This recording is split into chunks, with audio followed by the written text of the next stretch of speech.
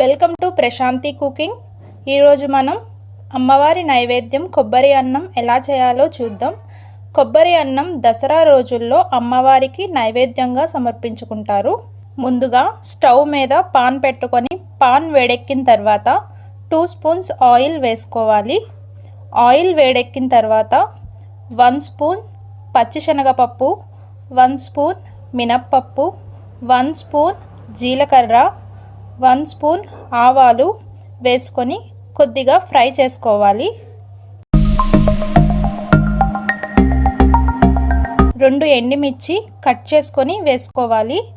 పచ్చిమిర్చి కూడా కట్ చేసుకొని వేసుకొని కొద్దిగా ఫ్రై చేసుకోవాలి.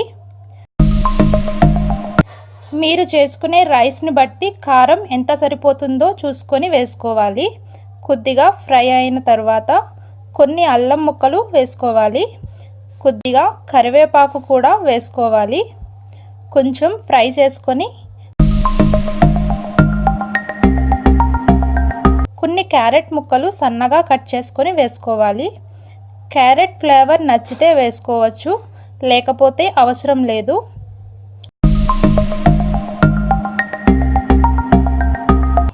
ఇప్పుడు కొబ్బరి తురుము వేసుకోవాలి. మీ రైస్ని బట్టి మీకు నచ్చినంత వేసుకోవచ్చు. మొత్తం కలిసేటట్టు కలుపుకోవాలి. ఇప్పుడు ఇందులో సరిపడినంత సాల్ట్ వేసుకోవాలి. ఒక 2 మినిట్స్ మూత పెట్టుకోవాలి.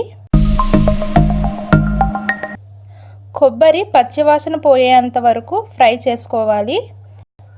ఇప్పుడు ఇందులో ఉడికించుకున్న రైస్ని వేసుకోవాలి. పోపు మొత్తం రైస్కి పట్టేటట్టుగా మొత్తం కలుపుకోవాలి. లాస్ట్లో కొద్దిగా కొత్తిమీర కూడా వేసుకోవాలి. ఈ విధంగా అమ్మవారి నైవేద్యం కొబ్బరి అన్నం తయారు చేసుకోవాలి. మీకు గనక నచ్చినట్లయితే తప్పకుండా ట్రై చేయండి.